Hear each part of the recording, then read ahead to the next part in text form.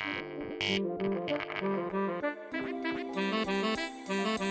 everyone, Scott Hansen here from NFL Red Zone. I hope you're checking out 1 hour of 5 Yard Rush, one of the best podcasts on NFL football in the UK. Proverbially Boxing Day in the Super Bowl world. We've made it. We smashed through Christmas Day. Super Bowl Sunday is over. And we've got one hell of a happy co-host. Big man, happy Super Bowl Boxing Day. How are you feeling today? We're world champions. Who would have thought it? The Tampa Bay Buccaneers are world champions for the second time. Never in doubt, was it really, when Tom Brady signed? That was it. We were all just playing the waiting game. No, I'm kidding. Yeah, incredible to have watched. Not just to have just watched us win, but dominate. I mean, like, as Super Bowls go, that is in the top 5 most dominant Super Bowl performances. And then when you put into consideration they're the reigning champions, they're the team that were the favorites, they're the team with the offense, and you restrict them to what you restrict them to, and you think what I just watched was absolutely incredible. So yeah, unbelievable feeling to watch, to experience it. It's just about sort of sunk in. It's taken all day, I think. And there's a lot of people who I was messaging last night who are feeling very similar. We have a little WhatsApp UK Bucks community. Some of them came on the special, and I think some of them might be watching this now, or might go back and watch it or listen to it. And we were all messaging a lot, and we weren't willing to admit it until I don't know when. Probably about 5 minutes to go, 4 minutes to go, is I think when we sort of allowed ourselves to think that this was the result. So yeah, very very very happy. It's just amazing to see your team win a Super Bowl, and unless you're a Patriots fan or an Eagles fan or Seahawks fan, Denver fan, or Chiefs fan, this doesn't come along that often. And even for the franchise I've mentioned, doesn't come along. It's just the Patriots really that. Yeah, I mean, Denver's was way back when 2000 and. Well, it's 5 years ago. Super Bowl. It was Super Bowl 50. So sorry. I was thinking of 99 or 91 or 2000, whenever it was. I can't remember now.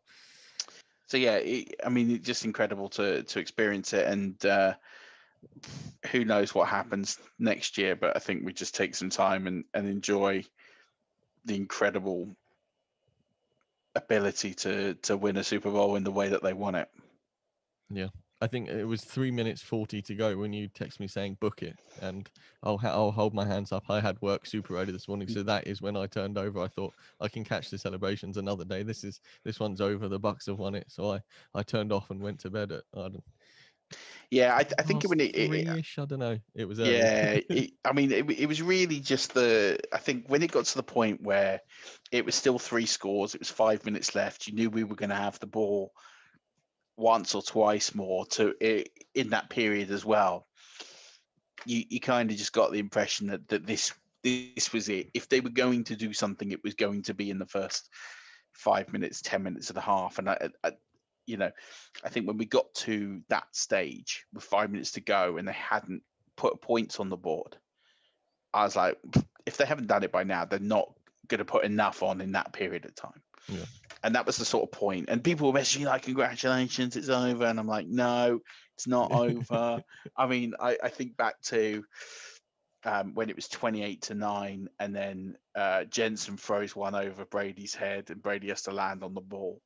And you're thinking like, right, well, we've just thrown away 3 points here because Sackup's got a score from 52, and he does, and we're getting to it. But that was the point I started to believe, I think. But yeah, just incredible to go through. And if your team wins just any championship, whether it's a Super Bowl, whether it's a Champions League, a Premier League title, anything like that, the experience of winning it is incredible, and it's very different this year with COVID. I couldn't celebrate that with anybody else in person, but it was quite an intimate way to do it. I was at home, up on my own. My wife was in bed, my kid was in bed, but I was messaging you guys. I was messaging a couple of close friends and the Buccaneers fans who we've ridden every game for the last few seasons together, and it was actually quite a nice way to do that, as opposed to being in a bar and going absolutely nuts. So I didn't mind really that much. Yeah, I think as well, it's obviously with you being a Buccaneers fan, you and I have a slightly different view on the whole Super Bowl thing itself last night from what it was as a game perspective, because obviously it's all, regardless of what the score is, whether it's going to be better for you because you are world champions, your team, as you say, that never really happens. So uh, but I think for me the game was over a lot sooner because Yeah. the more the Bucks strangled Kansas, the more they had to try, the more they stuttered.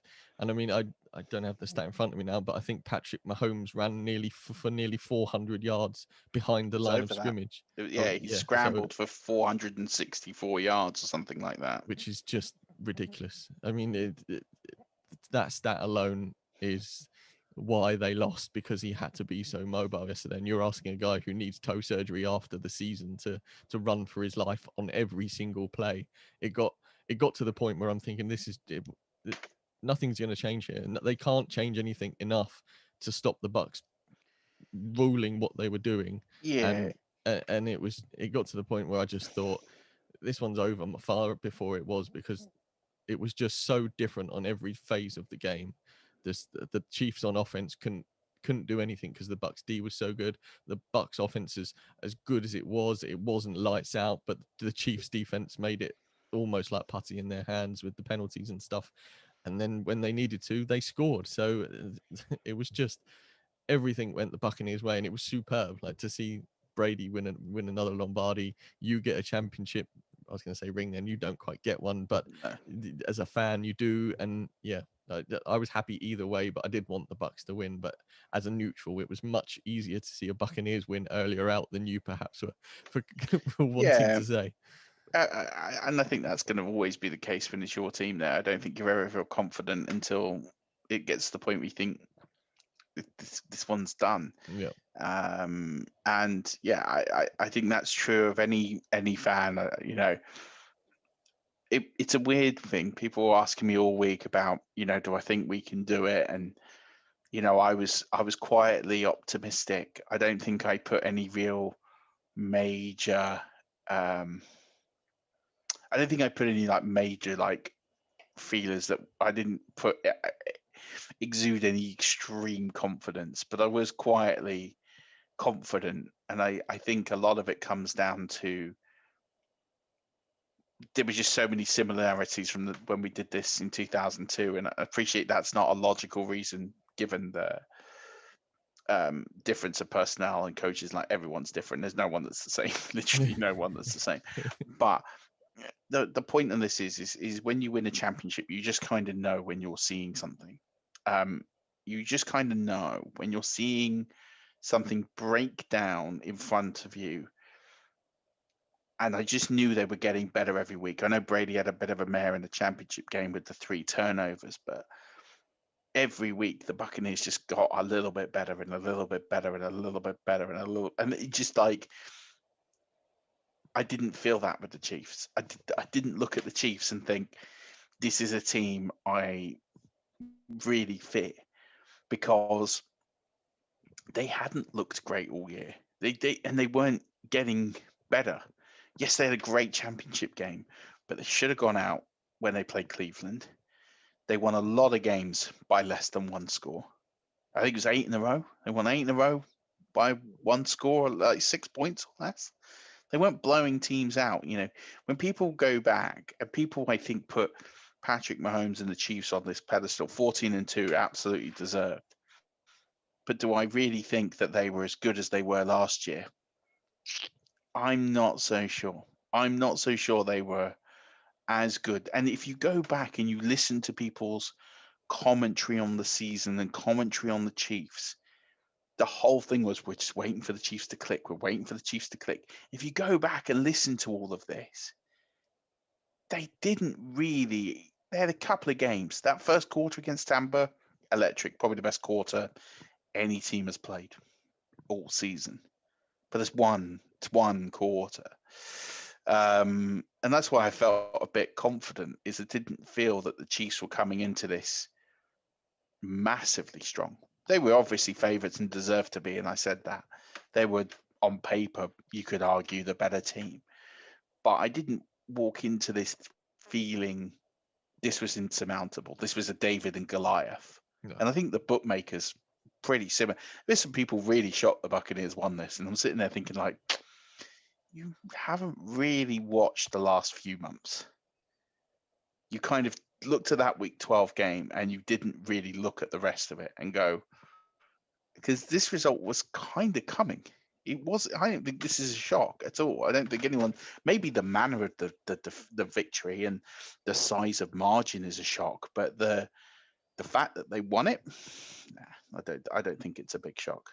No, I mean we mentioned it in the preview show that it could go either way, and there was no clear favourite. And I think you're right. The manner in the victory sort of takes a shine off what perhaps the Chiefs should have brought to the table. I mean, there were some plays that should have been made by the Chiefs. There was, you don't get hit 3 times in the face guard or the face cage, as Neil Reynolds called it. I mean, those things don't happen. If your receivers are on form that day, maybe you miss one of them, but you get 2 of the other catches, and those plays could lead to other stuff. But it's all if buts and maybes, isn't it? The Buccaneers are world champions, and the Chiefs have got to get. And Andy Reid as well has got to. I thought he was the type of coach who could perhaps adjust slightly to the Todd Bowles defense, what he's seen in front of him. But it was the same thing all night, and I think the offensive line suffered massively, and that was a key battle that the Buccaneers absolutely dominated in 60 minutes of football. Yeah, here's what I don't want to happen through this. Is I don't want people to make excuses for the Kansas City Chiefs, because I've seen it all day. Well, their offensive line was banged up. They were playing with 4 of their 5 offensive line backups. Yeah, okay, fine. But these guys are all NFL rostered players. They're not average Joes. And then you're looking at, well, Mahomes, he needs surgery on his toe. He clearly wasn't fit. Well, he looked all right, and he looked all right in the championship game when he completely decimated Buffalo. Yes, I get. To be fair, he was good. There. He was good yesterday, Mahomes. Yeah. There was a few short passes where he underthrew receivers and stuff, but on the whole, for somebody who was running for his life, he was actually pretty good. Yeah, and then the Andy Reid and his son being in a car crash, and that was taking away focus. I think all of these things are excuses, and I think take away from what really happened, which was one team just dominated the other team. I think they're all marginal things that do have an impact on the result. And I think if the result is a 7-point victory, you could sit there and probably argue that was the difference. When you get beat by 22, and let's be honest, it was 22 points because the Tampa Bay Buccaneers offense in the second half didn't need to do a lot. They just took time off the clock. So it's a different game. When you don't have to score, it's a different game. You're not trying to get the ball down. The Buccaneers stopped throwing the deep ball. They just started chunking plays and taking yards off and taking time off. They're not trying to score at that stage. All they're trying to do is kill the clock. It's a very, very different game. If the Buccaneers needed to score, I really genuinely believe they left a touchdown or 2 out there. I think they could have got 45 points if they really, really, really felt that was going to be needed. I think once they got to 31, and it's 3 scores, one of which needs to be a 2-point conversion, and it's 3 touchdowns, not even just 3 scores. I think then at that point, the offense just know they have to manage the game. Don't do anything stupid. Don't give them the ball back. Don't give them short field position. Take time off the clock. And it's a different game. This realistically could have been 45 points to 9. It really could have been. And then what? What do you say then? Like, I mean, I don't know. There's people moaning about, and we'll get into the game and we'll talk about the calls, and people will moan about the calls. When the margin of victory is that big, it's not the calls. It's not the stuff that's going on behind the scenes. And Patrick Mahomes was well enough to play that game. If he wasn't well enough to play the game, he wouldn't have played. Will Stocks. Oh. So, yeah, just waiting for stocks. I think he was bamboozled by my 45 point to 9. So if you're on the live stream, do apologize. He will come back shortly.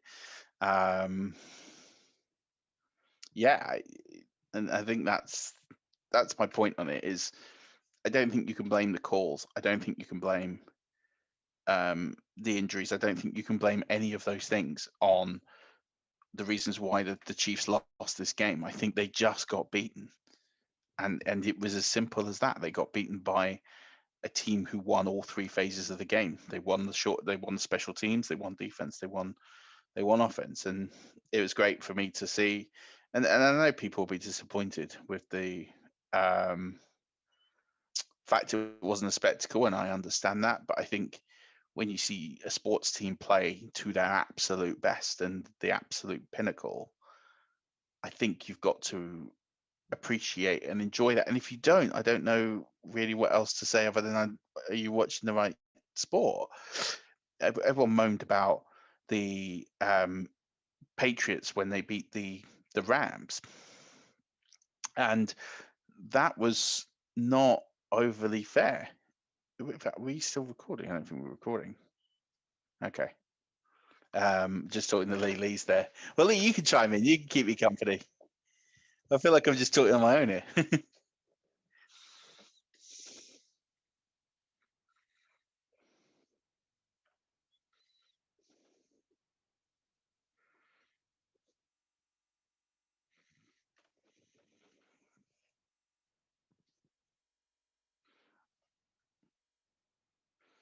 Well,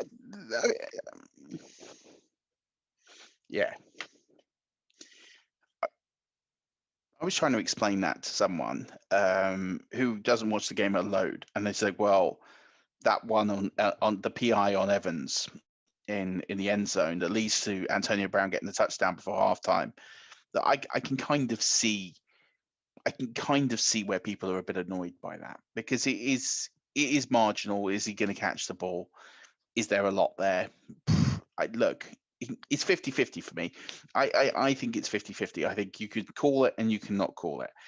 And it's maybe a bit soft, but as you say, if you have done that 4, 5, 6, 7 times in the build up to that play, you deserve it, because you haven't learned your lesson that you cannot give the coaching staff and you cannot give the referees the opportunity to identify these and get in the ears of the officials, or the officials to see it and call it.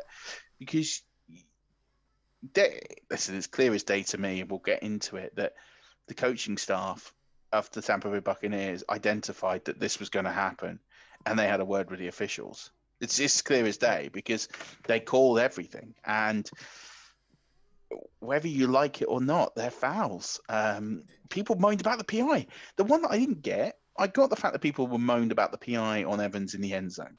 The one where they moaned about PI on Evans when he was tripped, everyone went nuts. It was like, that's not PI. I was like, he grabs his foot. So he reaches out and touches the player. Like if you go down and clip him, that's different. But that's not what happened. Yeah, I mean, if that's not PI, no, nothing's PI. I mean, like, you might as well get a hatchet. Like, it's ridiculous. But yeah, I mean, well, we still got to get into this game, and I think we break it down and we do it properly. Yeah, here he is. Oh, he's done wonders for the live stream. What? I don't know what happened.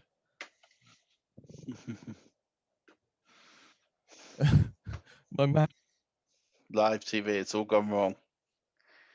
Everything just stopped, froze.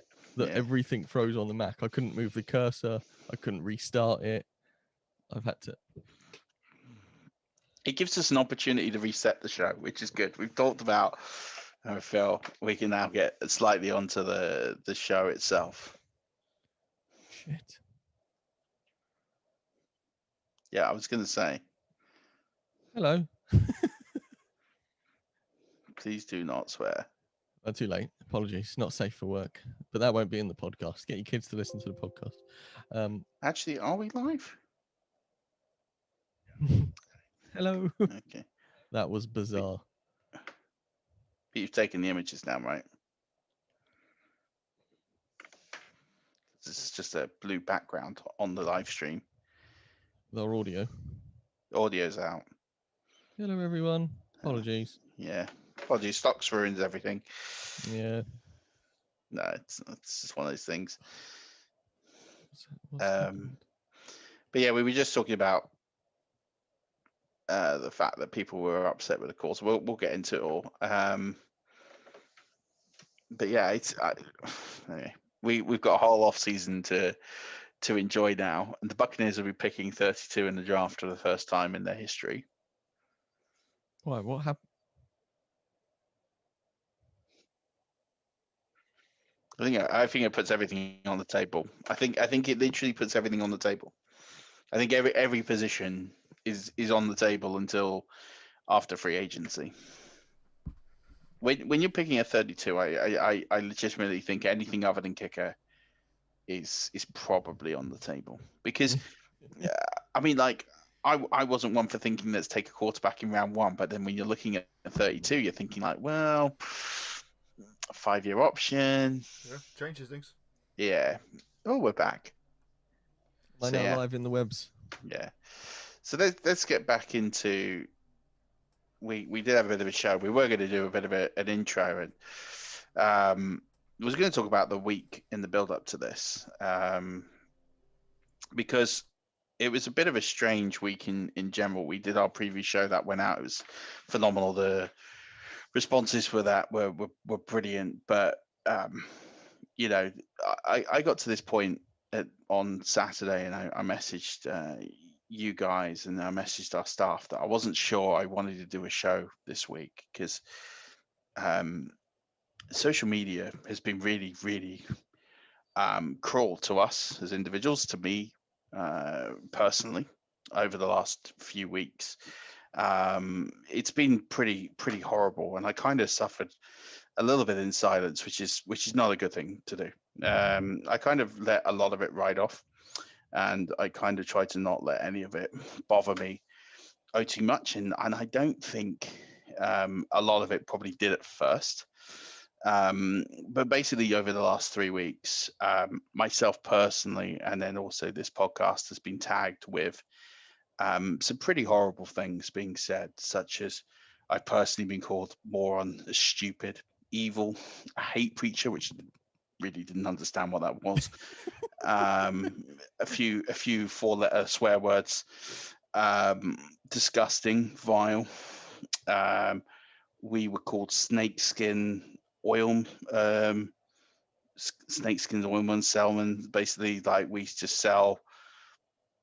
We don't care. We're just in it for money, which, you know, I'm quite happy to go very publicly here and say that I've never taken one penny out of, or nor have you, Stocks, nor have you, Lee, that all three of us have never taken a penny for financial gain out of this. That yes, we have made money. Yes, we've taken some expenses back from stuff that we've paid for, but we've never taken 1p's profit. I think the thing that we've splurged ourselves on is we've allowed ourselves to buy ourselves some, like a Five of Us t-shirt or something out of the business account. We bought some for our staff, but who write for us for free. And we bought them things with that money, but we spend most of it on either the show or whatever. So the fact that, you know, people think that we're in this for financial gain, I tell you that for free, that's not true. People insinuated that we take charity money and put it out in our back pockets. And I think that was the one that really got me. And listen, we're in a time that, for me, Saturday was a very dark day. I've really struggled mentally with lockdown, with a lot of things, to be perfectly honest. And it's not something I'm comfortable talking about. I just think it's something that you keep private.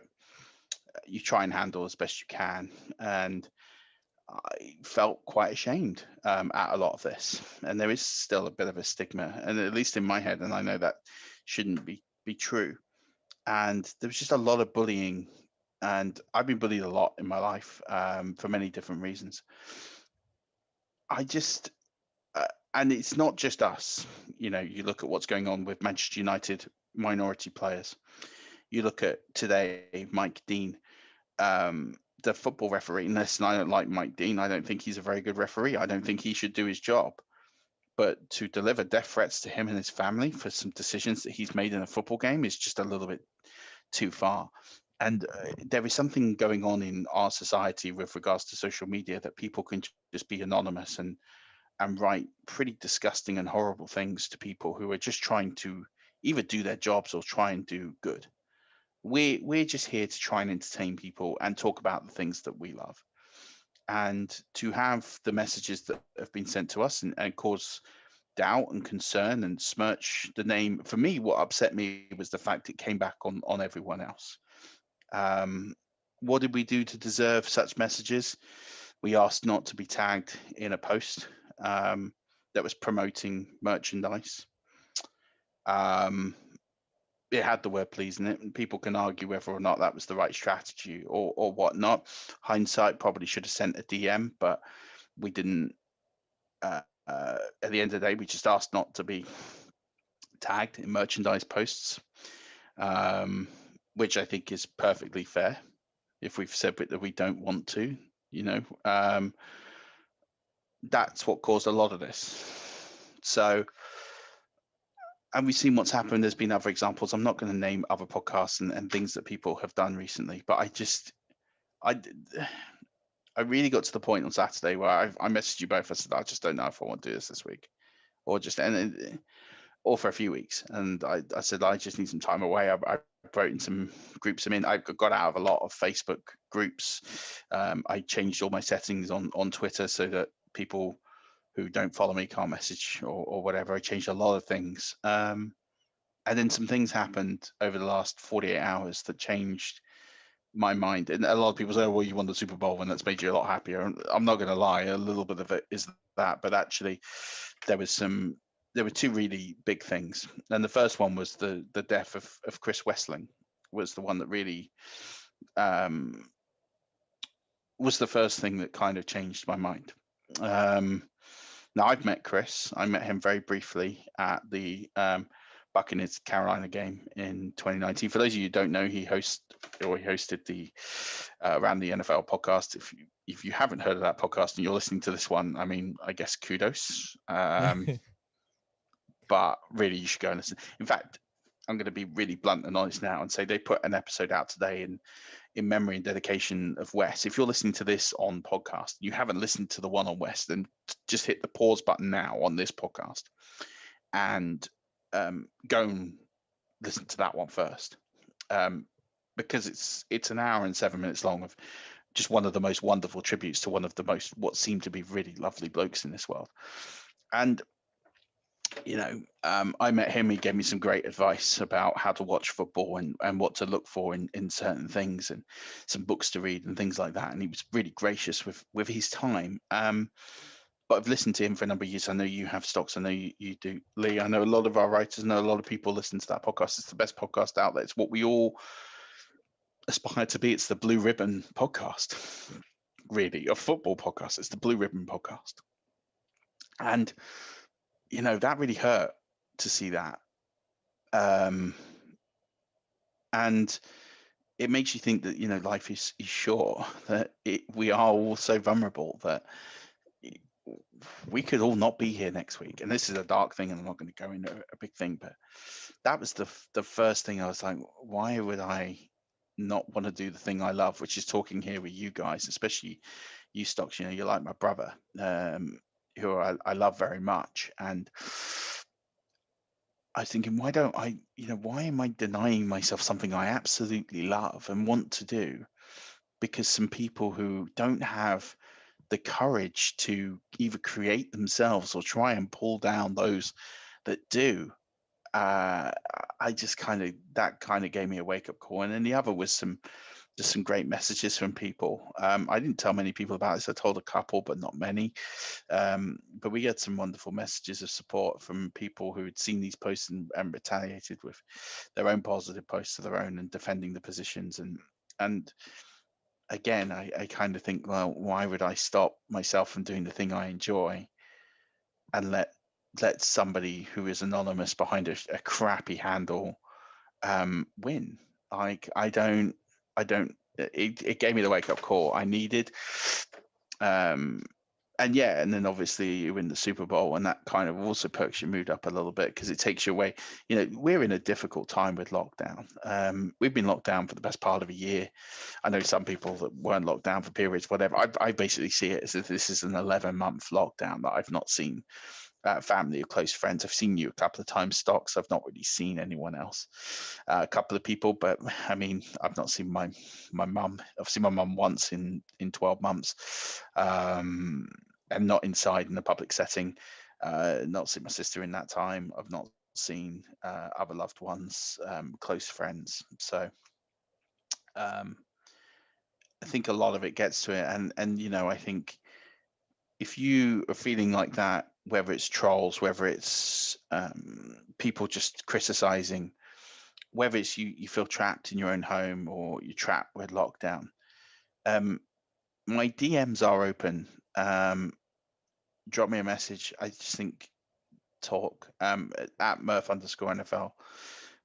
Maybe we do Zoom chats over lunchtime. Maybe we do whatever we can do to talk. I need to do it more. I'm not trying to go from like this higher power. Far from it. I struggle as best or more than most. But we got to do more. We got to do more as people to not just talk about these issues, but actually on top of that, we we have to make sure that we're all held accountable to what we say and do. And inversely, social media companies need to be held accountable. If you're the type of person that's going on and trolling people for good, people who do good, or people who just do something, and you're trolling those people and you're sending death threats or you're writing pretty horrible things and accusing people of pretty horrible things, you need to take a look in the mirror. You really need to take a look in the mirror, and you need to ask yourself who you are as a person, and why do you feel like that?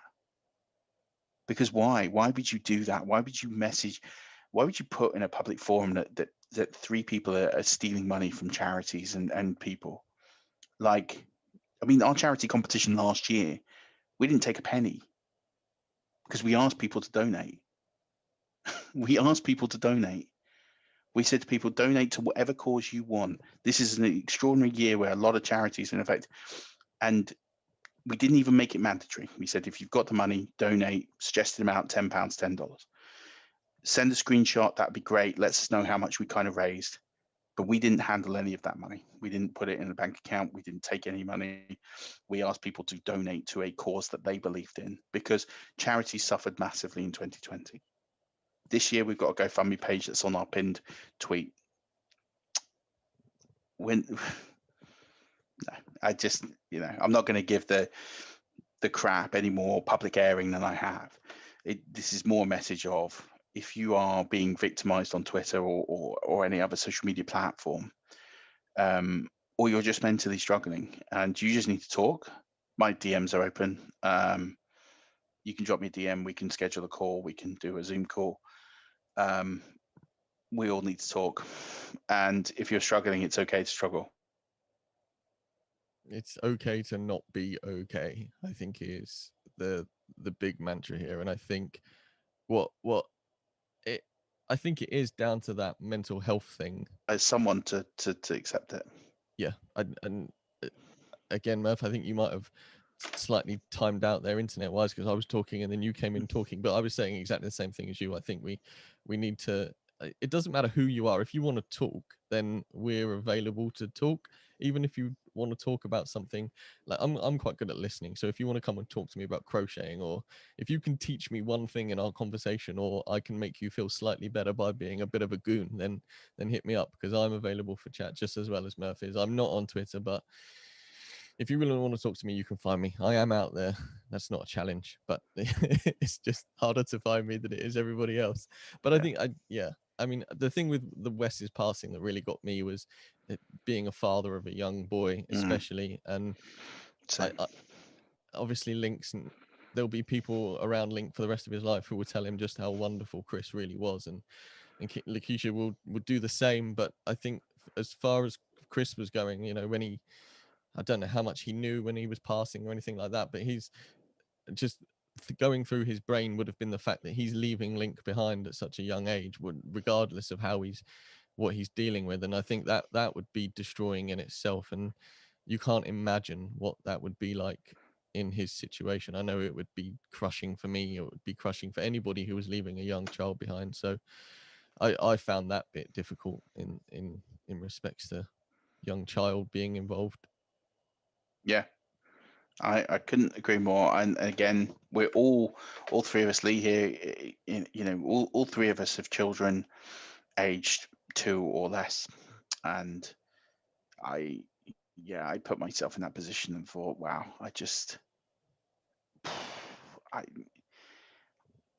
such a good bloke. Like, you hear tributes to people, like you just know he's a good bloke. And Yeah. yeah, I it's someone I've met once, very briefly in a very short interaction, but we exchanged tweets, and I just really, yeah, it hurt like that. I mean, like, I think it touched many more people than perhaps 100%. people And thought there's it not people thought it would. That's a terrible way of putting it, but his outreach was far greater than perhaps he knew, or Mhm. they knew as a podcast and everybody involved with that podcast. I think Yeah. when you have 4 people of not that stature, but who individually bring so much to us, to an event such as the Around the League podcast, that it magnifies itself when something like this happens. And the fact that those 3 guys were able to get on with their telecast during Sky Sports, during the Super Bowl for Sky Sports with such professionalism, is a statement for them as well, as much as missing their comrade. Because I'm not sure I could do it if somebody that close to me passed that close to the Super Bowl. And then it's such a shame, and he will be sadly missed. Yeah, he really will. And I think there's a GoFundMe link going around. We'll put it in the podcast notes as well. Last time I checked, they'd raised $125,000 for Lakeisha and the family. If you can donate, even if it's $1, pound, whatever it is, please do. I just think it's a horrible. Cancer's a horrible thing. It's a horrible thing.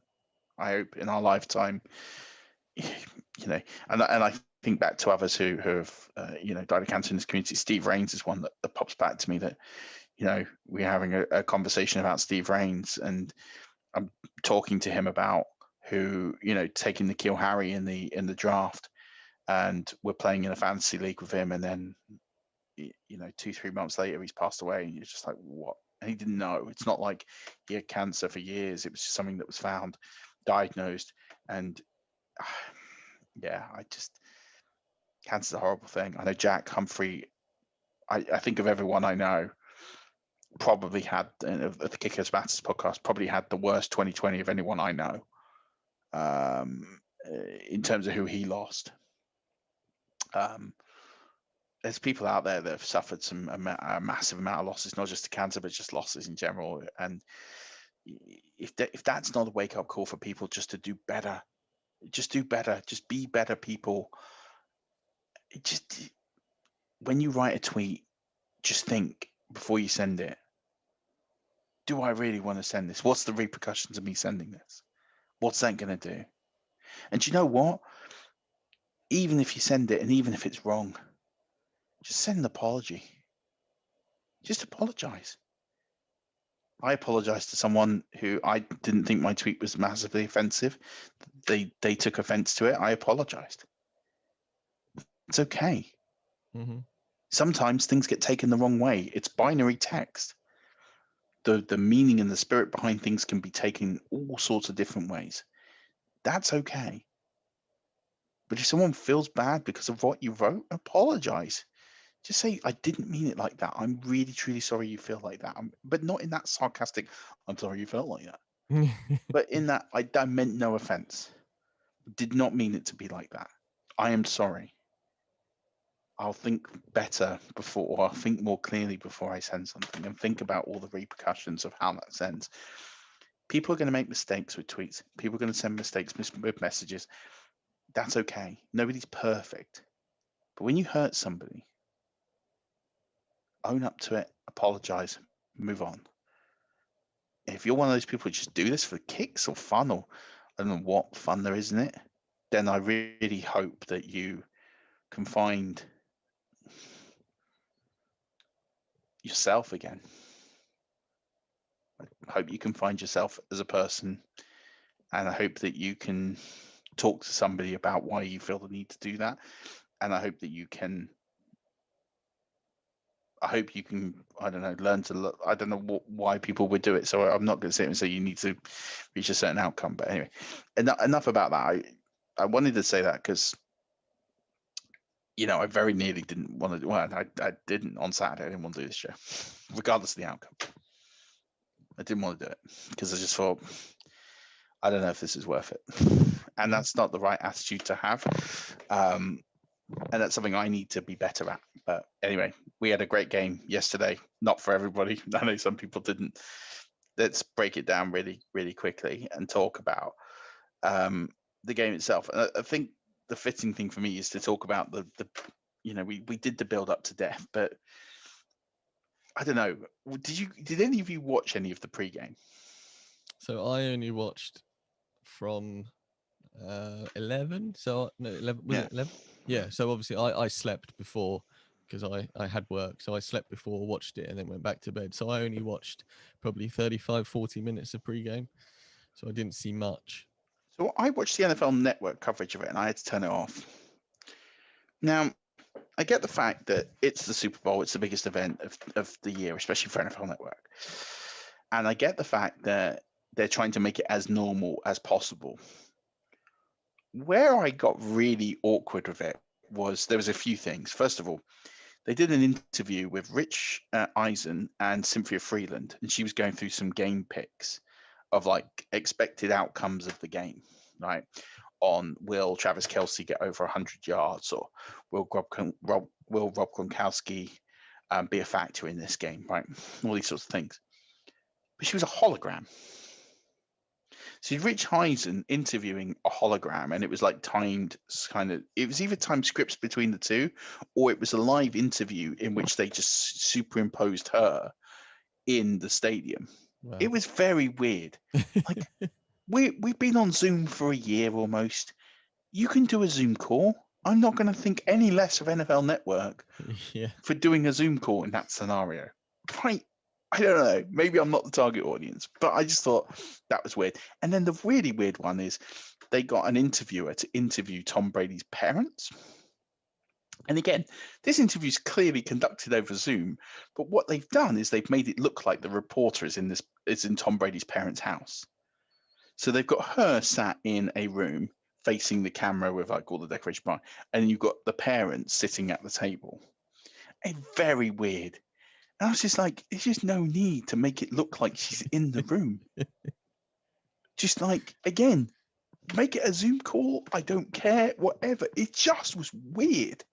And they made it like she's talking to the camera as if she's talking to Tom Brady's parents. And you're like, Tom Brady's parents' house is not decorated like that. It's very clear that they're very different locations, because one is very minimalist and there's not a lot, and the other one's got loads of pictures in the background, all these other things. Like, it's clearly not the same place. I don't know. I just thought it was weird. I'd turn it off. I had to turn it off, and I ended up watching the America's game of the 2002 Buccaneers. Very apt. Because it was weird. I just thought it was weird. I was like, please, next year, can we not do weird hologram and weird stuff like that? It's no. If you can't get people in the room, do it on Zoom. It's fine. It doesn't make the viewing spectacle any less. Unless we are just getting older and technology is slowly passing us by, and the halftime shows are getting less and less attractive. Not attractive, that's the wrong word, but a less and less appealing to watch, rather than going to sort yourself out with another beer and some wings or whatever and a coffee and coming back to get to the second half. I don't know, but we'll get to the halftime show. But let's quickly run through the first and second quarters. The first obviously started. It was a cagey start for both teams, 3 and 4 outs. The Chiefs actually scored first. Brady had the moniker of never scoring a touchdown in the first quarter.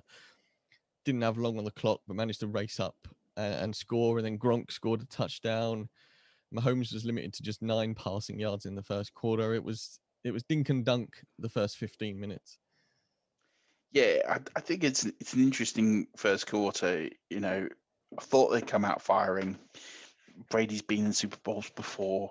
Mahomes had been there last year. I kind of thought, but 3-and-outs, 4-and-outs, neither team really looked like they were settled. And then the Buccaneers went on that scoring drive at the end of the first to take the lead. And it was the first drive of the game really that looked strongly coherent, and they put a really, really good drive together. But it was very, very cagey. And I think at the end of the first quarter, nobody looked at the game and thought, what's going to transpire over the next 3 quarters is what's going to transpire. Like, I think people were quite happy with the start. It was a bit cagey, didn't really have the free flowing, but there wasn't any real conclusions to be drawn other than both defenses looked like they were really up for it and were containing, and it was the first part of a chess match. And we thought, okay, it's still close. It's still going to be a good game. Shout out to Gronk. I mean, he was phenomenal again to get the touchdown. Brady knowing where to find his men for the drive. I thought it was a very interesting first quarter. Like, it went by really quickly despite all the caginess. Like, I watched the game. I didn't really know kind of what to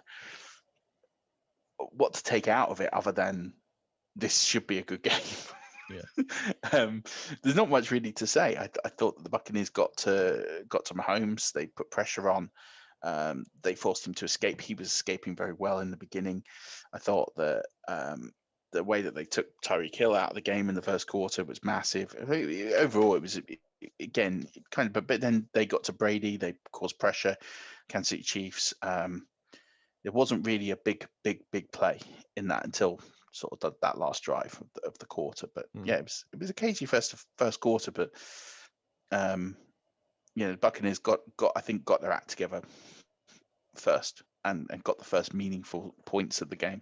Yeah.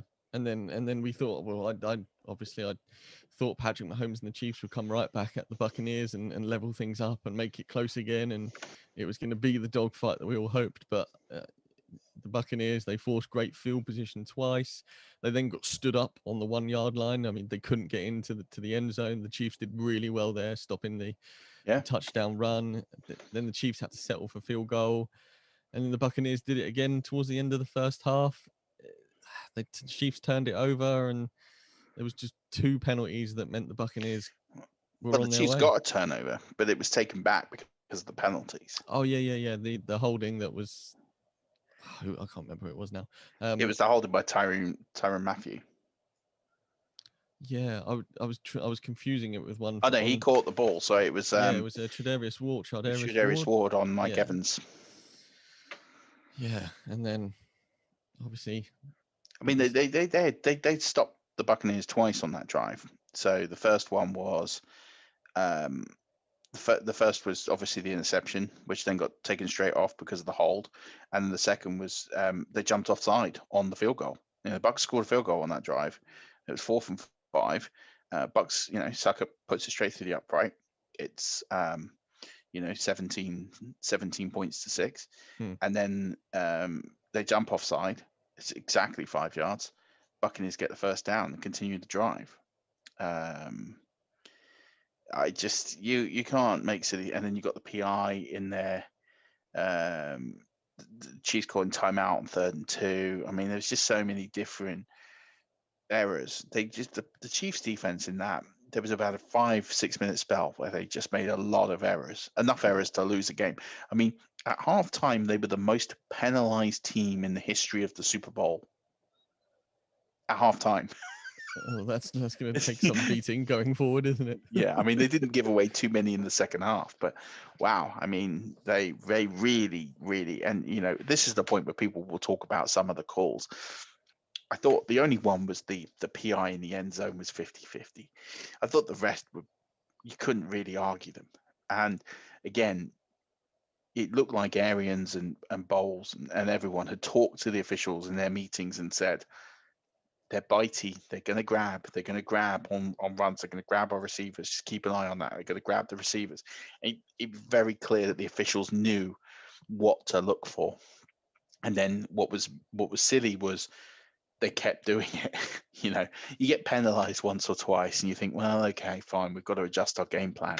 You cannot keep getting penalized for the same errors, because that's how you lose football games. And Mm. that period there where they allowed the Buccaneers to score a touchdown when really they should have got off the field. And then the timeout, people will talk about that timeout and say, well, what were the Chiefs doing calling a timeout on a Buccaneers 3rd and 2 on a 1-minute drive?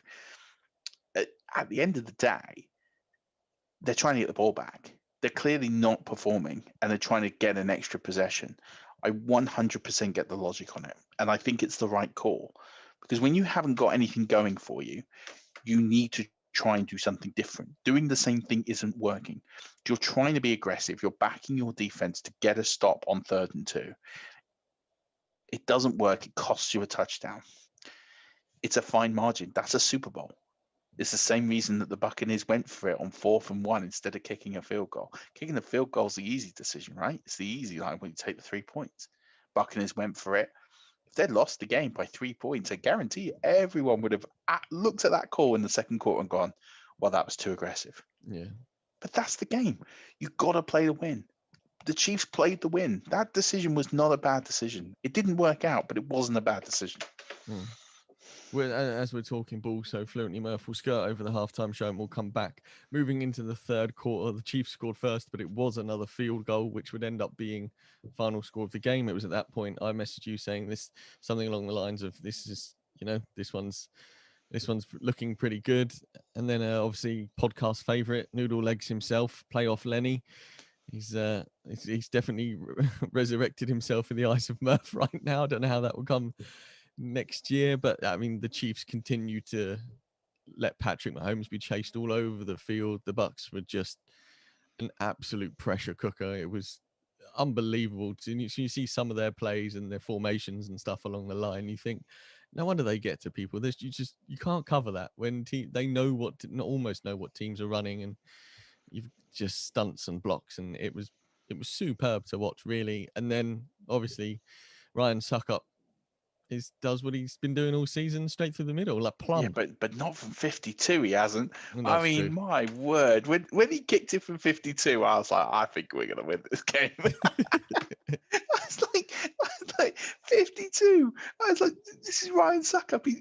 Listen, he's automatic from 40 and under all day long. Got no problem. Like, the Keys is making it all day long from 40 and under. And there's a great value in that. But from 52, and it came from Jensen. He throws the ball over Brady's head. It's similar to the Ben Roethlisberger nightmare against the Browns in the first round of the playoffs. You sit there and think, oh my God, no. We've just thrown 3 points away. It's only then 28 points to 9. It's still close. And I sat there and thought, oh, what's going to happen?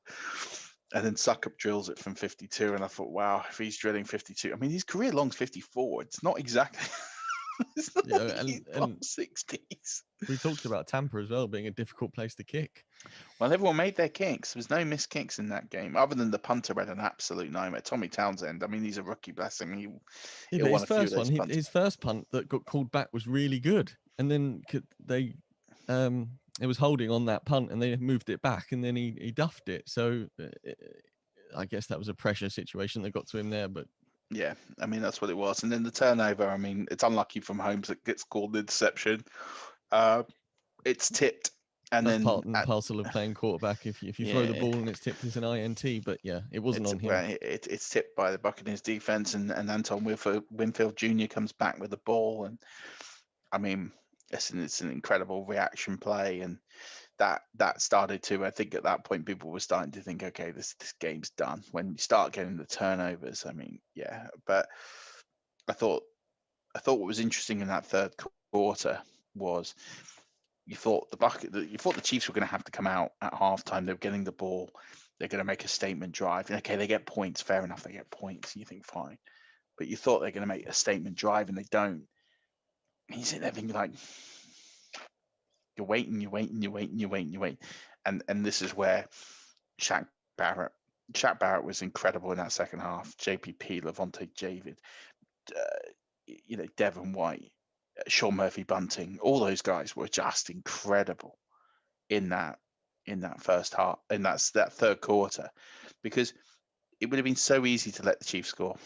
It would have been so easy. I mean, they took Tyreek Hill out of the game, and they said to Kelsey, well, you could have your catches down the middle, fine. didn't even really have enough of those to be impactful, did he? No, I mean, you look at his stat line at the end of the game and you sit there and think, oh, he had 10 catches for 130 odd yards. I mean, that's cool. He had a game. And you realise that actually all of them kind of came when the game was over. And the Buccaneers would just stop in the big play. Oh, you know what? If you want to have 28 yards over the middle, that's fine. Yeah. It doesn't matter to us. You can have 28 yards in your own half. Like that's all right, because you're not going to get 50, 60. You know, the Buccaneers didn't give up a really big play. They gave up a 30-yard play to Kelsey when the game was pretty much dead, and they gave up a 20-odd yard run to Clyde with Hilaire. And that was it. Tyreek Hill didn't. I think Tyreek Hill had a 21-yard play again when the game was pretty much dead.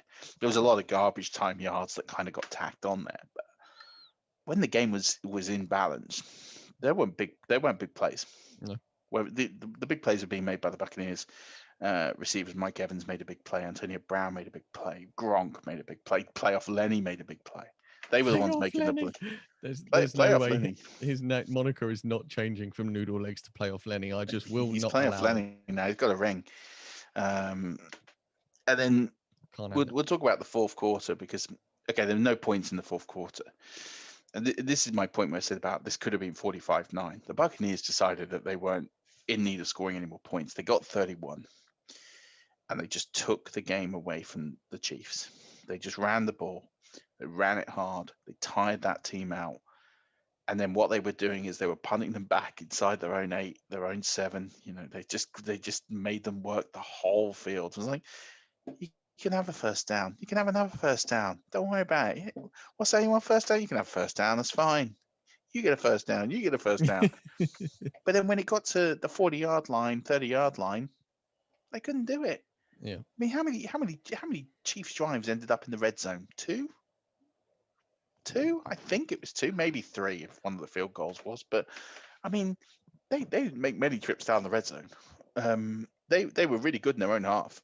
When they got backed up, they did really well to move the football. And then kind of when they got to halfway, they just couldn't move the football that well. Yeah. It was very, very bizarre. And smarter people than us will do a dissection of this game and a dissection of the top ball defense and rushing for and everything here. But, you know, at the end of the day, this was just a good old-fashioned beatdown. And one team completely whooped the other team. And that is, I mean, no one expected that in the Super Bowl. No. And if they did, they wouldn't have expected the Buccaneers to be the ones to do the whooping. They would have thought the Chiefs would have run up 50 points. So, yeah, I mean, I thought Shaq Barrett in that second half was nothing short of remarkable. The amount of times he turned into a Benny Hill sketch when he was chasing Mahomes around the field. I mean, even Will Gulston had a go trying to get Mahomes down. And Will Gulston's been playing in the NFL longer than I've been alive, it feels like. I mean, like, he remembers the days when Emmerdale was Emmerdale Farm. Like, that's how far back Will Gulston's been playing in the NFL. I feel like he's like 108. I don't remember the NFL without Will Gulston. Like, he's been playing for years. I don't actually know how old Will Gulston is. I just know that he's been a staple of the NFL since 1947. He's secretly probably got more rings than Tom Brady because he's got one. But yeah, at that age, he should be everywhere. Yeah, I mean, he was there. He was there when the Yucks got founded. I mean, 1976, he was there. No, I'm joking. I love Will Gulston, good lad. But yeah, I mean, unbelievable to just see Mahomes running like 30 yards behind the line. It was pure Madden. It was like, I'm going to get the football. I'm going to run backwards until my receiver's open. But then he had just, the pressure was phenomenal. It was phenomenal. So let me ask you this question, right? So we've watched this game. Right? We know how this game was won. It was won with efficient offense, fantastic defense. Do the other 30 teams in the league look at that game, study it hard, and think that's how we stop the Kansas City Chiefs? And then on top of that, do we think that there are enough teams that are able to execute that kind of plan with the talent they have, and be good enough to stop the Chiefs next season to maybe not make the Super Bowl? I'm throwing it out there. because I don't know the answer. And I want Lee on this as well, because I know he'll have some skin in the game being a Dolphins fan. Well, there's a beautiful edit for me later on this evening. No, I think Andy Reid is too good of a coach to let the entire offseason go for this to happen exactly the same. I think there's very few defenses in the league who are capable of A, having the defensive personnel, but B, having the defensive coach like Todd Bowles to put A and B together to get a result as similar to the Super Bowl as we just seen. I think the Chiefs have too many weapons for that to. And listen, if the Chiefs and Buccaneers play again next year, and the result in the Super Bowl, the fixture in the Super Bowl is the same. Can I see the Buccaneers, if they keep hold of Todd Bowles and their defense, doing exactly the same thing? Yes, because what we saw yesterday was nothing short of remarkable. But I think throughout the league, I don't know if there is enough talent elsewhere, perhaps maybe Pittsburgh, or I don't know. I just think what they offer weapon-wise when they're firing, and I know you said at the start of the podcast, we didn't really see it since the first quarter against the Buccaneers, a Chiefs offense go, but we have seen that team do that, and I think they've got the capabilities to do so. So no, I don't think that this is now a blueprint to beat the Chiefs every week. Okay. Lee, you may speak. I actually think the opposite. Because, and I've got reason for this. We saw the Dolphins do this to the Chiefs earlier in the season, where Jerome Baker chased Patrick Mahomes 30 yards down the field and made a tackle.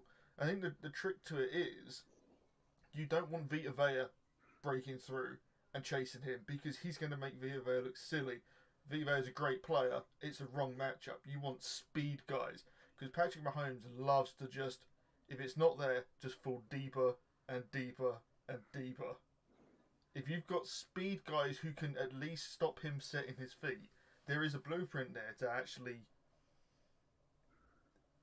make this a workable system where you can cause them some real problems, because all of a sudden he's got to move away from speed, which, yes, he's usually able to do, but we found now that you get some of the really fast edge rushers, even some corners and safeties are able to just stop him from setting his feet and actually looking down the field.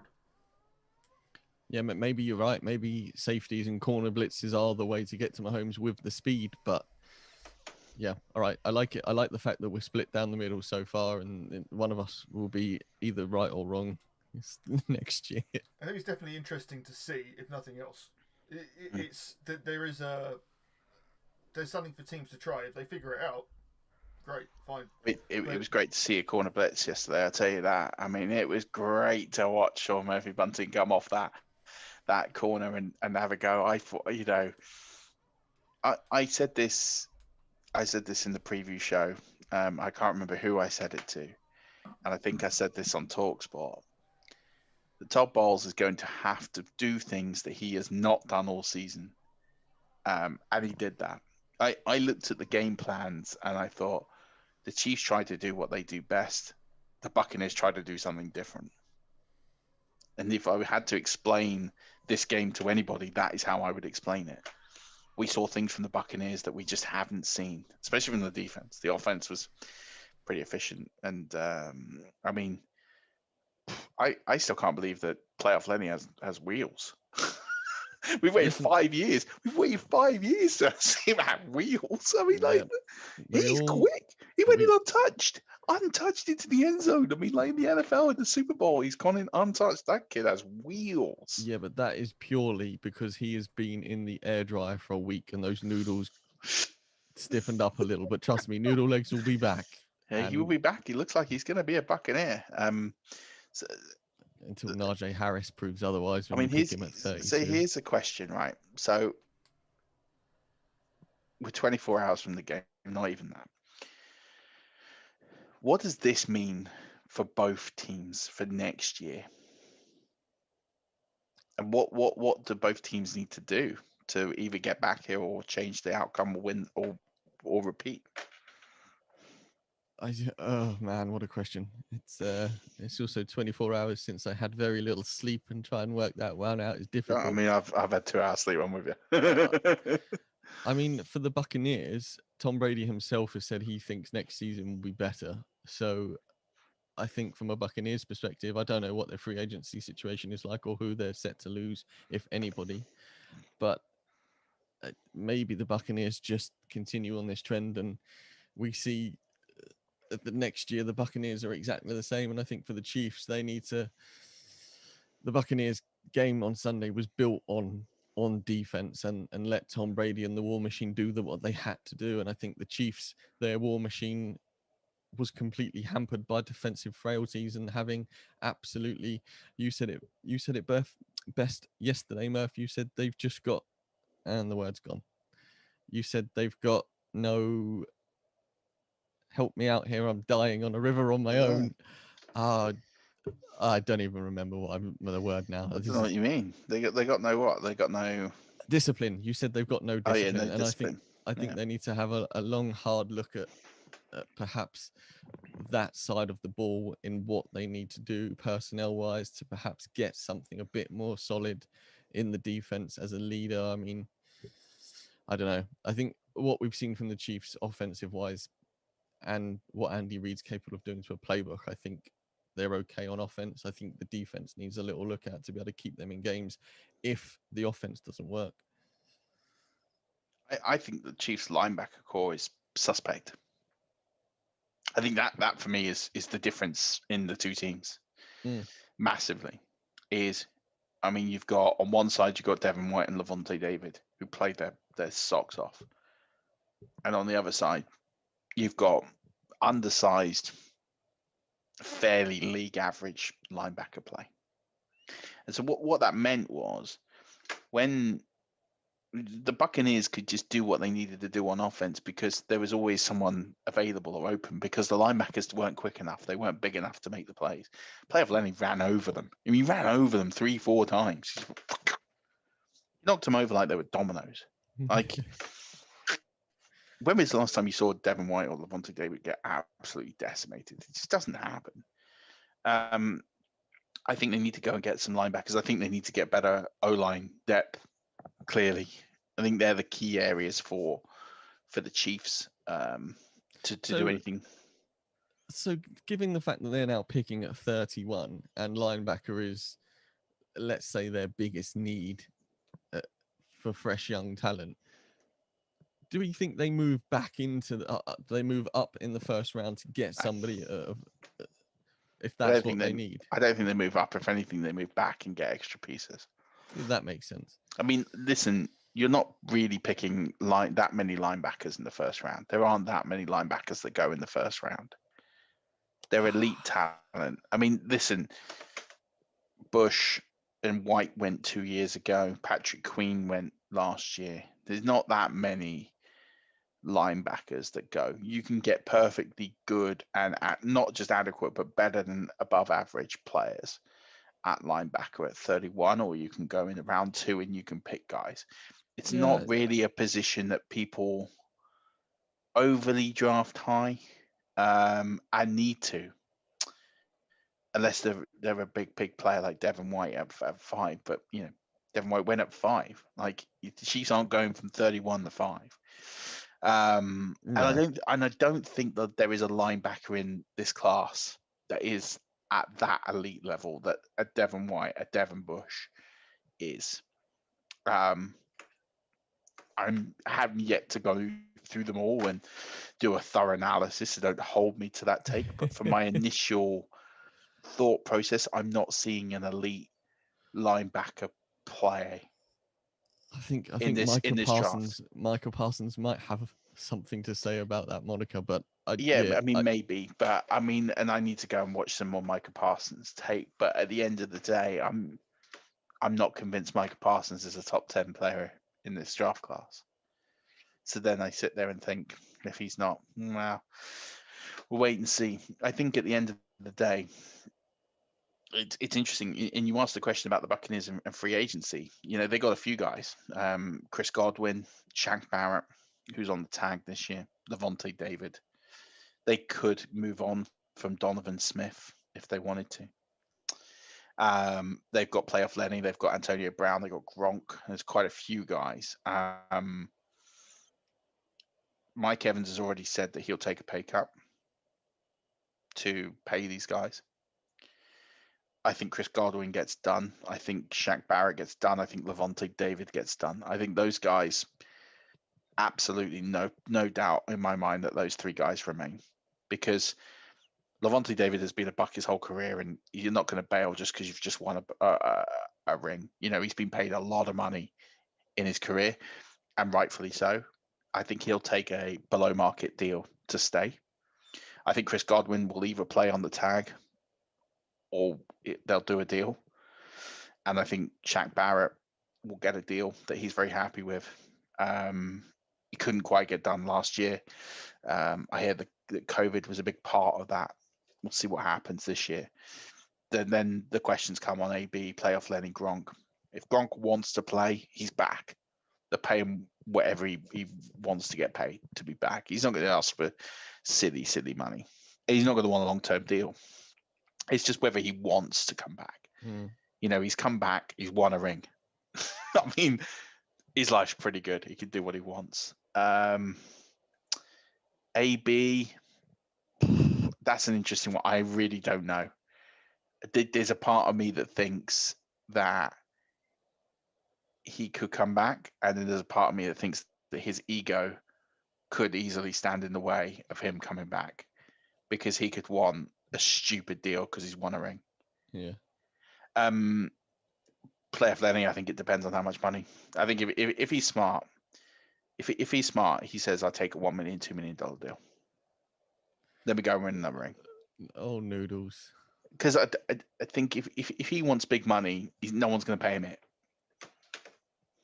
Well, if someone does, then fair play. But you have to look at it now that Tampa's now a highly, believe it or not, is a highly attractive place to play football now. It's hot. It's a good team. You're playing with Tom Brady.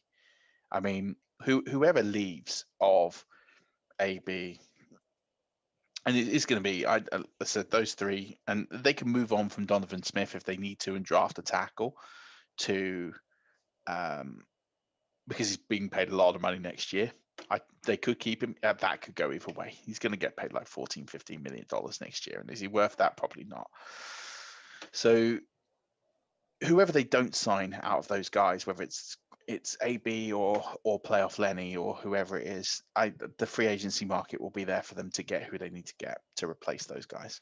I don't think the Buccaneers are going to be losing too many off this roster that are essential. There'll always be some people that will go, and there'll always be some people leave, but there won't be many. And you know, like I said, the key ones here are Levante David, who I think takes a below market deal to stay, because you've stuck it out this long and finally got a ring. Why would you leave now? Yeah. And it's not like he's never been paid. He's had good money in his career. He doesn't need a life-changing amount of money now, because he's had that already. Mike Evans has offered to take a pay cut. That will probably go to Shaq Barrett and Chris Godwin. They'll work it all out. Like my gut prediction says right now, Godwin plays on the tag. That's why I think the tag goes next year. I think it goes on Godwin. Okay, so if most of the Buccaneers stay together, knowing what you know now, are we seeing them there next year in 56? This team was built to win it in 56. It wasn't built to win it in 55. Well, that sounds like you're saying yes then. A lot of it also depends on what the other teams do. I mean, listen, the one thing that the Buccaneers have in their favor more than anything else next year is their path to win the division is a lot easier. With no Drew Brees, with the cap hell that's going on in New Orleans, Atlanta are going through a complete rebuild. Carolina going through a complete rebuild. There's no such thing as a given division title, but I would be shocked if anyone other than Tampa Bay Buccaneers won the NFC South next year. So, and then that makes your route to the playoffs obviously a bit easier, because you're going to end up as, you know, a first seed, second seed, or third seed based on winning your division, because the winner of the NFC East will be fourth. So, you know, you're going to be a top 3 seed, and then you're a different path to the playoffs. You obviously then at that stage it depends on what other teams do, but will the Buccaneers be in the playoffs next year? I mean, barring some kind of disaster, I would be at this point saying I'd be fairly confident they'd be in the playoffs next year. There could be injuries and all those sorts of things, but if everything remains as it is, yeah. And then from there, you see what happens. Yeah. Don't rule them out. No, I can't. I can't now. I can't rule out Tampa Bay Tom and the Buccaneers. It's not fair. It's not fair. We're not going to talk halftime performance. I've got quite a lot to say on that, so we'll save that for next week or whenever we're back in your ear holes, Rush Nation. Don't forget, we do have a competition over on Twitter. It's our pinned tweet. It's our signed Ricky Williams Saints jersey. There's a Just Giving page in there. If you do decide to enter, please do not select gift aid, as that could void the whole competition, and then our charity Unique wouldn't see any of the money, and we don't want that at all, because we want all the charity money to go to Unique. Have I missed anything, Murph? No, listen. So like you said there, we're running this until the end of Feb. So, and it's a donation to Unique. It's on the GoFundMe. So that is on the pinned tweet. I haven't actually done one with the jersey, but we do have the jersey. We do have pictures if you want to see the jersey. Do you want to go get it? No. Okay. We do have the jersey. It's in Stocks' house. So we have the jersey. So we did say that if it's an international winner, that's absolutely fine. We will ask for some form of contribution towards the postage. It's not outrageous, especially for a signed jersey, but yeah, we might ask for a small contribution just to help us with some of those costs, but not all of it. We will definitely pay a fair amount of the cost, but with Brexit and everything, sending parcels to the US if it's the US is significantly more expensive than it was 12 months ago. Mm-hmm. So yeah, that is it. So please, it's a pretty simple competition, no keyword or anything like that. Just when you donate on the Just Giving page, just use your Twitter handle. Yeah, as Stock said, don't use the gift aid. So yeah, just enter that. I'm going to change the pin tweet. I'll do that at some point this week. But yeah, and we got other giveaways planned. The playoff leagues ended. I'll be in touch with people about stickers and stuff. So we'll do that this Can't week. get them either. That's all right. Stickers. So yeah, we've got some people to give stickers to. I know Greg from Warrior Bowl won a division from us, very, very close, went down to the wire. And I know John Taylor won. He beat Jack because Patrick Mahomes let Jack down in the draft league. Oof. And there's two more, and I think Tin Man won one, but I need to check, and I can't remember who the other one was.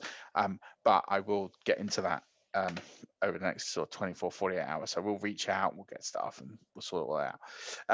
But yeah, more importantly, just keep staying engaged in the channel. If you haven't checked out the YouTube video of the preview, yes, I appreciate the game is over, but there was loads of great insight in it. Do check that out.